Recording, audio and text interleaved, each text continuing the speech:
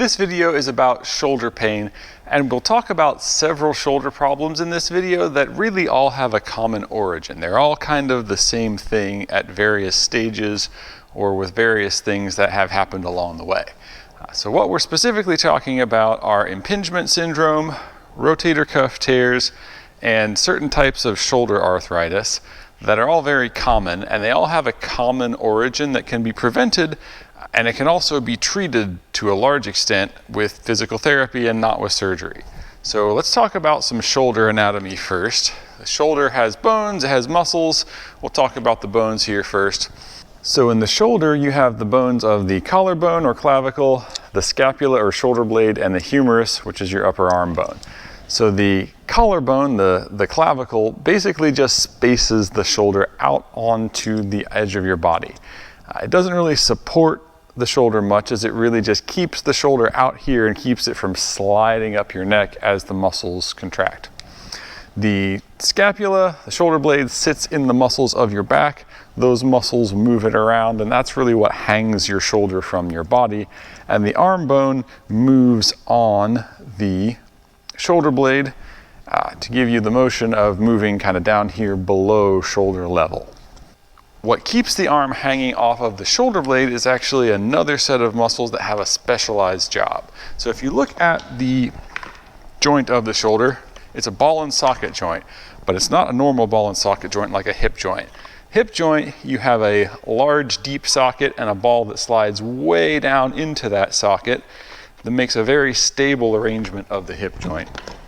On the shoulder joint, you have a different arrangement where you have a very shallow socket and you have a large ball. So the ball sitting on the socket of the shoulder joint is more like a basketball sitting on a plate or a golf ball sitting on a golf tee. So there's not very much stability there inherent to the shoulder joint. In fact, there's almost none.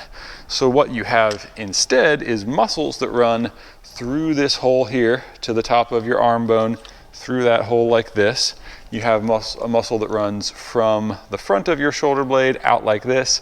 You have a muscle that runs from the back of your shoulder blade up like this, and another one up from here.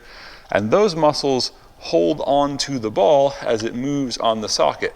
So they change length as you move your arm, like my fingers are doing now, and they hold that ball on that socket as you move to keep the shoulder stable. Those muscles are your rotator cuff. Their primary job, like I said, is just to balance the ball in the socket.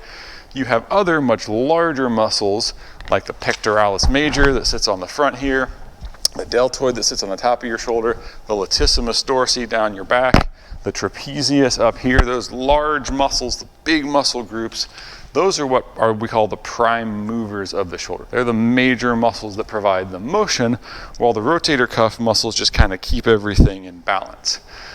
Because of that arrangement of the shoulder, there's a misconception about strengthening the muscles of the rotator cuff to improve shoulder stability.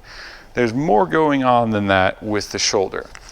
For instance, there are some studies, like the one I'll reference down below from the British Journal of Sports Medicine, that was a study of baseball players, and they had baseball players who had shoulder instability, and they had baseball players who didn't have shoulder instability. And what they found was that the people who had less stable shoulders actually had stronger rotator cuff muscles than the people who had normal stable shoulders. So there's more going on here than just strengthening the rotator cuff. The take-home message of this is that it's more important to improve the motion of the shoulder and how these bones move relative to each other than it is to isolate the rotator cuff if you want a more stable, less painful shoulder. I'll say that again because it's very important. You probably didn't learn it in school if you're a student or a therapist, and you probably didn't learn it from your therapist if you're a patient, but it's very important. Improving how the shoulder moves is more important than just isolating the rotator cuff for improving shoulder joint stability and relieving shoulder pain. So what does that mean? What it means is that you can have really strong muscles in the shoulder and you can still have a lot of pain and a lot of shoulder problems if your shoulder is moving the wrong way.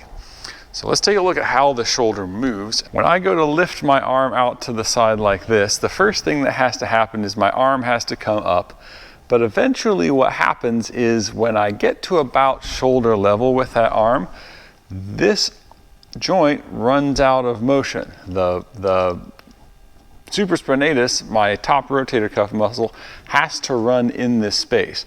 So when I get to about here with my arm, when I get to about shoulder level, this joint has run out of space and these bones get close to each other. When that happens, if I push too far with this joint, the shoulder blade hits the arm bone and it pinches the rotator cuff. So what has to happen is the shoulder has to get to about here, and then the arm has to tip up this way with the shoulder blade tilting it on the back in order to finish that motion without pain or problems. What happens when you have rotator cuff tears is this bone has gotten pushed so far that it pinches off those muscles over time again and again and again. That happens because the shoulder blade didn't move when it was supposed to, right? So happy, easy, functional, painless shoulder motion has the arm going up and then the shoulder tipping up, right? Arm tips up, shoulder tips up. Motion that injures this upper part of the rotator cuff happens when the arm gets pushed up, and then rather than the shoulder blade pushing up, the arm gets forced further, and then those bones start to rub against each other. Initially, that's what we call shoulder impingement, right? Those two bones are knocking together and impinging on the rotator cuff in between them. If you let that go enough over time, that impingement eventually becomes rotator cuff tendinitis, and eventually that scissors type motion will eventually tear right through the rotator cuff, which is where most rotator cuff tears come from. In between there, and depending on how stable your shoulder is this way, you start to get some arthritis along those areas where the bone spurs are building up because those bones are knocking together and their body is frantically trying to heal it.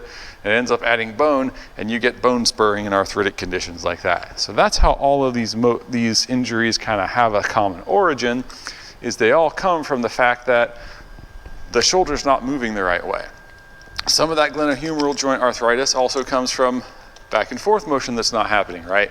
If I want to push something really hard with my shoulder, I'm pushing this way. I don't want to leave my shoulder in a position that's like this, where the shoulder is getting pushed off of itself, right? I want my shoulder blade to tip around my body like this so that my shoulder is getting pushed into the socket rather than out of the socket. Right? If my shoulder blade is level around my body like this, my arm is at 90 degrees to my shoulder blade and it gets pushed off. If my chest brings my shoulder around this way when I'm pushing, then my shoulder blade is aligned with my arm and it pushes together and not apart. So all of these shoulder motions coordinating the shoulder blade with the arm bone are very important at stopping this from developing into chronic pain and rotator cuff tears and things like that. One of the things I want to talk about as well is what we call painful arc, right? So on some shoulder pain patients, what they have is they can get their arm up here, and then when they come back down, they get a spot where it really hurts halfway down, and then it's fine. So why does that happen?